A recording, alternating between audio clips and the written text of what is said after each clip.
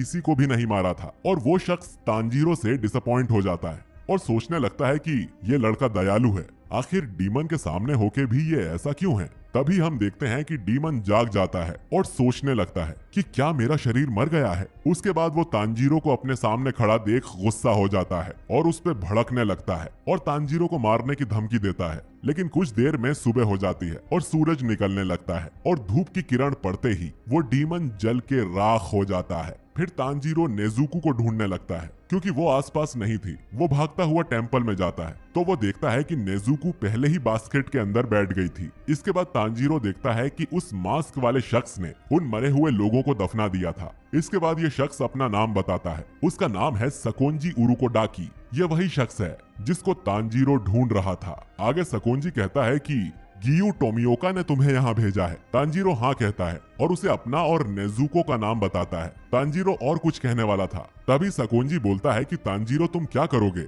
जब तुम्हारी बहन इंसानों को खाना शुरू कर देगी। तांजीरो ये सुन के चौंक जाता है और सोच में पड़ जाता है कि अब क्या जवाब दिया जाए। तभी सकोंजी तांजीरो को एक जोरदार थप्पड़ मारता है और बोलता है कि तुम मेरी बात का जवाब इसीलिए नहीं दे पाए क्योंकि तुम्हारी फैसला लेने की शक्ति स्लो है, इसीलिए तुम सुबह होने तक एक डीमन को नहीं मार पाए। तांजीरो उसकी बात काफी ध्यान से सुनता है। फिर सकोंजी कहता है कि जब तुम्हारी बहन इंसानों को खाना शुरू करेगी तो तुम दो काम कर सकते हो, पहला कि अपनी बहन को मार दो या दूसरा काम अपना पेट काट कर मर जाओ, क्योंकि अपनी डीमन में बदली हुई बहन को साथ लेकर घूमने का यही मतलब है। लेकिन तांजीरो सकोंजी से वादा करता है कि नेजुको की वजह से कभी किसी मासूम की जान नहीं जाएगी। इसके बाद सकोंजी कहता है कि अब मैं तुम्हारा टेस्ट लूंगा और ये देखूंगा कि तुम डीमन स्लेयर बनने लायक हो या नहीं। फिर सकोंजी कहता है कि अपनी सिस्टर को पीठ पे उठाओ और मेरे पीछे आओ। इसके बाद सकोंजी तेजी से यहाँ से भागने लगता है और तांजीरो उसका पीछा करता है और उसकी सांस फूलने लगती है। तांजीरो सोचता है कि ये इतने बूढ़े होकर भी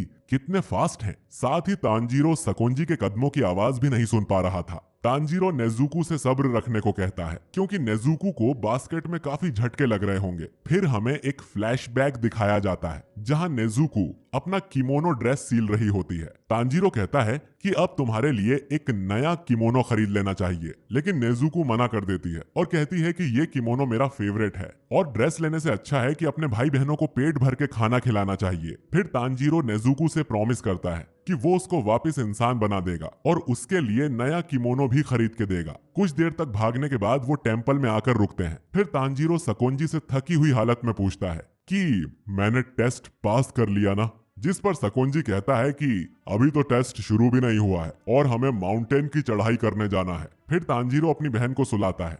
इसके बाद दोनों एक बहुत ऊंचे माउंट पर चढ़ते हैं, जिस पर चढ़ने में ही तांजीरो की हालत खराब हो गई थी। सकोंजी तांजीरो से कहता है कि उसे अकेले पहाड़ के नीचे वाले घर तक वापस आना है। अगर उसने ये सुबह होने से पहले कर लिया तो वो ये टेस्ट पास कर लेगा। ये बोलकर सकोंजी बर्फीली हवा में गायब हो जाता है। तांजीरो खुश हो जाता है और सोचता है कि मेरी सूंघने की शक्ति अच्छी है और मैंने सकोंजी की स्मेल को भी याद कर लिया था, तो आराम से घर पहुंच सकता हूँ। फिर तांजीरो जब आगे बढ़ता है तो वो एक रस्सी पर पैर रख देता है और तभी तांजीरो के मुंह पर कुछ पत्थर आकर लगते हैं, जिसकी वजह से वो हिल जाता है और सीधा एक गड्ढे में जा गिरता है। तांजीरो समझ जाता है कि यहाँ आसपास हर जगह जाल बिछे हुए हैं और इनसे बचकर नीचे तक जाना ही असली टेस्ट है। गड्ढे से बाहर निकलकर वो एक और रस्सी पे कदम रख देता है और तभी उसके पीछे एक बड़ी लकड़ी उसकी ओर आती है, जिसकी वजह से तांजीरो आगे जाके गिरता है। तांजीरो इतने हमलों से परेशान हो जाता है और सोचता है कि अगर ऐसा चलता रहा तो मैं सुबह तक यहाँ से निकल नहीं पाऊंगा और इस ऊंचे पहाड़ में हवा भी बहुत पतली है, जिसकी वजह से तांजीरो ठीक से सांस भी नहीं ले पा रहा था। अब थोड़ी दूर जाने के बाद तांजीरो सोचता है कि मुझे अपनी सांसों को काबू में लाना होगा और हर जाल को सूंघना होगा। तभी तांजीरो रुकता है, आंखें बंद करके गहरी सांस लेता है और आसपास बिछे जालों को सूंघने की कोशिश करता है और फिर ध्यान लगाकर भागना शुरू कर देता है और उन जालों से किसी तरह खुद को बचाकर रखता है। तांजीरो खुश हो जाता है कि इंसान के बिछाए गए जाल में उनकी अलग स्मेल होती है। फिर दूसरी ओर सकोंजी घर में बैठकर खिड़की की तरफ देखता है। फिर तांजीरो उसके बिछाए जालों को पार करके आखिरकार घर तक पहुंच जाता है, लेकिन उसकी हालत खराब हो गई थी। फिर हमें एक फ्लैशबैक देखने को मिलता है जिसमें गयू ने सकोंजी को एक लेटर भेजा था जिसमें लिखा था कि मैं आपके पास एक लड़के को भेज रहा हूँ जो डीमन स्लेयर बनना चाहता है। उसकी बहन एक डीमन में बदल गई है, लेकिन ये पक्का है कि वो लड़की किसी इंसान पे हमला नहीं करेगी। इन दोनों में कुछ अलग बात है और इस लड़के में आपकी तरह सूंघने की कमाल की शक्ति है। शायद ये कोई रास्ते ढूंढ ले और आपका उत्तराधिकारी बन सके। मैं रिक्वेस्ट करता हूँ कि आप इसे ट्रेन करें। आपका प्यारा गियू। ये पढ़ के साकोंजी तांजीरो को ढूंढने के लिए निकलते हैं और आगे क्या हुआ ये हमें पता ही है। कहानी वापस प्रेजेंट में आती है और तांजीरो को देखकर साकोंजी कहते हैं कि मैं तुम्हें अपना स्टूडेंट बनाने के लिए तैयार हूँ। और इसी के साथ ये एपिसोड खत्म हो जाता है। तो दोस्तों, अगर आपको ये वीडियो पसंद आया है तो इसे लाइक और शेयर जरूर करिए। साथ ही कमेंट करके बताइए कि आपको ये एपिसोड कैसा लगा। अगले एपिसोड के लिए हमारे चैनल वाई